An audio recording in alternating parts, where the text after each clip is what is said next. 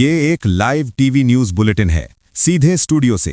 America और Iran के बीच बढ़ते तनाव के बीच होर्मुज जलडमरू मध्य से बड़ी और सनसनीखेज खबर सामने आई है, जहां अमेरिका के झंडे वाले एक तेल टैंकर को ईरान की 6 तेज रफ्तार गन बोट्स ने रोकने की कोशिश की, लेकिन अमेरिकी नौसेना की त्वरित कार्रवाई से टैंकर सुरक्षित निकल गया।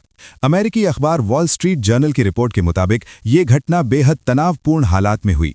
समुद्री सुरक्षा कंपनी वैनगार्ड टेक ने अपने ग्राहकों को जानकारी दी कि ईरानी नौकाओं पर .50 कैलिबर मशीन गनें लगी थीं और उन्होंने टैंकर को इंजन बंद कर तलाशी के लिए तैयार होने का आदेश दिया। लेकिन टैंकर ने रफ्तार बढ़ा दी और अंततः अमेरिकी युद्धपोत की निगरानी में सुरक्षित रास्ता बना लिया। इस घटना पर पेंटागन ने तत्काल कोई टिप्पणी नहीं की, जबकि फॉक्स न्यूज ने भी यही बताया कि अमेरिकी रक्षा विभाग फिलहाल चुप है।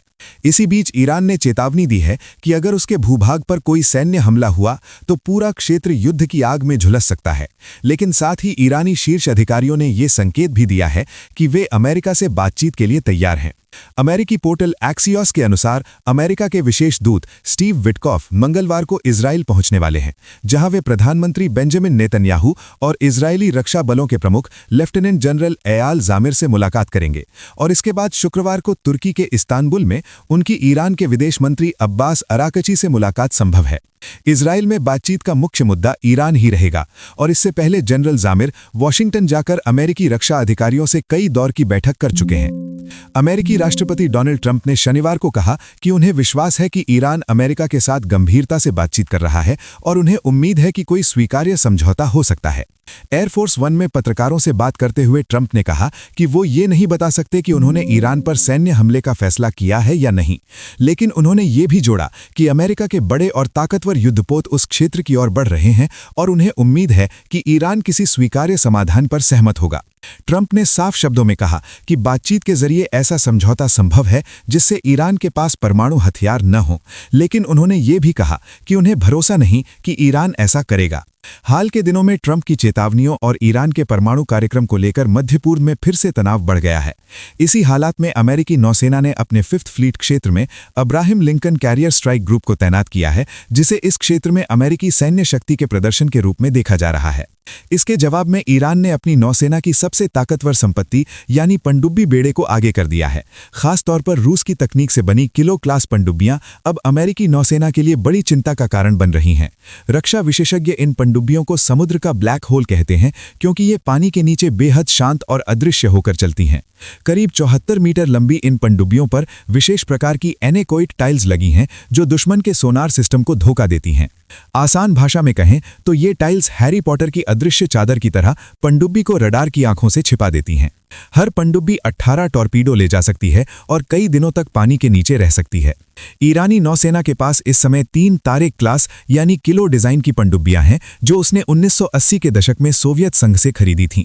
हालांकि भारत की खाड़ी में इन विशाल पनडुब्बियों की आवाजाही की एक बड़ी सीमा है, क्योंकि इन्हें चलाने के लिए कम से कम 164 फीट गहरे पानी की जरूरत होती है, जो खाड़ी के लगभग 2/3 हिस्से में उपलब्ध नहीं है। इसके बावजूद संकट के समय ये पनडुब्बियां व्यापारिक जहाजों की निगरानी या दुश्मन जहाजों की पहचान के मामले में अमेरिकी नौसेना के लिए गंभीर चुनौती बन सकती हैं। ईरान के पास इन शक्तिशाली पनडुब्बियों के अलावा फतह क्लास और गदीर क्लास की छोटी पनडुब्बियां ही हैं। इसी बीच अरब सागर में अमेरिकी विमानवाहक पोत की ओर आक्रामक ढंग से बढ़ रहे ईरानी ड्रोन को अमेरिका ने मार गिराया है। अमेरिकी सेना के प्रवक्ता ने बताया कि यूएस सेंट्रल कमांड के प्रवक्ता कैप्टन टॉम हॉकिंस के हवाले से बीबीसी ने कहा कि यूएसएस अब्राहम लिंकन से उड़ान भरने वाले F-35 स्टेल्थ फाइटर जेट ने इस ड्रोन को गिराया। मंगलवार की रिपोर्ट में बीबीसी ने बताया कि जब ड्रोन अज्ञात उद्देश्य से अमेरिकी पोत की ओर बढ़ रहा था, तब वो ईरानी तट से लगभग 500 मील दूर था और इस घटना में अमेरिकी बलों को कोई नुकसान नहीं हुआ। वॉशिंगटन और तेहरान के बीच हालात अभी भी बेहद गर्म हैं और ऐसे में अमेरिकी युद्धपोत के आसपास ईरानी ड्रोन की मौजूदगी नए तनाव को जन्म दे रही है। राष्ट्रपति ट्रंप ने चेतावनी दी है कि अगर ईरान अपने चल रहे परमाणु कार्यक्रम को सीमित करने के लिए समझौते पर राजी नहीं होता, तो उसके खिलाफ सैन्य बल का इस्तेमाल किया जा सकता है।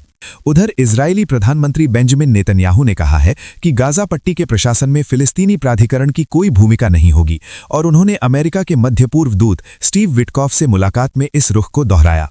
नेतन्याहू के कार्यालय के अनुसार गाजा में पुनर्निर्माण शुरू होने से पहले हमास को निरस्त्र करना और पूरे क्षेत्र को सैन्य रूप से निष्क्रिय करना जरूरी है और उन्होंने इजराइल के घोषित युद्ध लक्ष्यों को पूरी तरह लागू करने पर जोर दिया।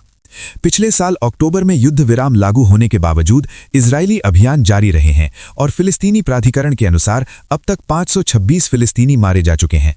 गाजा में मानवीय सहायता में प्रवेश में भी बाधा डाले जाने के आरोप हैं और लगभग 24 लाख लोग वहां गंभीर मानवीय संकट से जूझ रहे हैं। ईरान के मुद्दे पर नेतन्याहू ने कहा कि तेहरान पर भरोसा नहीं किया जा सकता क्योंकि उसने पहले भी समझौते की शर्तें नहीं मानी हैं और उन्होंने अमेरिका को इस बारे में चेतावनी दी। दूसरी ओर ईरान ने कहा है कि अमेरिका के साथ बातचीत जल्द हो सकती है और स्थान तय करने पर चर्चा चल रही है। तुर्की और ओमान समेत कई देशों ने मेजबानी में रुचि दिखाई है। संयुक्त अरब अमीरात ने कहा है कि इस संकट का दीर्घकालिक समाधान जरूरी है और दुबई में वर्ल्ड गवर्नमेंट समिट के एक पैनल में यूएई राष्ट्रपति के सलाहकार अनवर गरगाश ने कहा कि ये क्षेत्र पहले ही कई विनाशकारी संघर्षों से गुजर चुका है और एक और युद्ध की जरूरत नहीं है। उन्होंने सीधे ईरान अमेरिका बातचीत की इच्छा जताई ताकि रोजमर्रा की समस्याओं से छुटकारा मिल सके। उन्होंने कहा कि ईरान को अमेरिका के साथ संबंध फिर से बनाने होंगे और एक व्यापक राजनीतिक और भू राजनीतिक समझौता अंततः ईरान की अर्थव्यवस्था को भी पटरी पर ला सकता है। रॉयटर्स ने सोमवार को दोनों देशों के अधिकारियों के हवाले से बताया कि शुक्रवार को तुर्की में ईरान और अमेरिका की द्विपक्षीय परमाणु वार्ता फिर से शुरू होगी। इस बीच ट्रंप ने फिर चेताया कि अमेरिका के बड़े युद्धपोत ईरान की ओर बढ़ रहे हैं और अगर समझौता नहीं हुआ तो शायद कुछ बुरा हो सकता है। उधर यूक्रेन युद्ध से जुड़ी बड़ी खबर यह है कि रूस ने यूक्रेन के 5 क्षेत्रों के बिजली उत्पादन केंद्रों पर अब तक का सबसे बड़ा हमला किया है। एएफपी के अनुसार यूक्रेनी अधिकारियों ने बताया कि पिछले लगभग 4 सालों के युद्ध में बिजली व्यवस्था पर इतना बड़ा हमला पहले कभी नहीं हुआ। राष्ट्रपति ज़ेलेंस्की ने टेलीग्राम पर कहा कि रूस ने 450 विस्फोटक ड्रोन और 70 मिसाइलें दागीं। निजी ऊर्जा कंपनी डीटेक ने बताया कि ये इस साल का सबसे बड़ा हमला था और उसके 10 कर्मचारी घायल हुए हैं। ये हमला ऐसे समय हुआ है जब रूस यूक्रेन युद्ध समाप्त करने को लेकर अबू धाबी में रूस, यूक्रेन और अमेरिका के प्रतिनिधियों की बैठक अंतिम चरण में है। ज़ेलेंस्की ने कहा कि जब तापमान -16 से 20 डिग्री तक गिर रहा है तब इस तरह का हमला आम लोगों में डर और पीड़ा फैलाने के लिए किया गया। इन तमाम घटनाओं के बीच मध्य पूर्व से लेकर यूरोप तक वैश्विक तनाव अपने चरम पर पहुंचता दिखाई दे रहा है और दुनिया की निगाहें अब तुर्की में होने वाली अमेरिका-ईरान वार्ता, गाजा की स्थिति और यूक्रेन पर रूसी हमलों पर टिकी हैं, क्योंकि आने वाले दिनों में इन्हीं मोर्चों पर तय होगा कि दुनिया शांति की ओर बढ़ेगी या एक और बड़े संघर्ष की ओर। और इसी के साथ ये लाइव टीवी न्यूज़ बुलेटिन यहीं समाप्त होता है।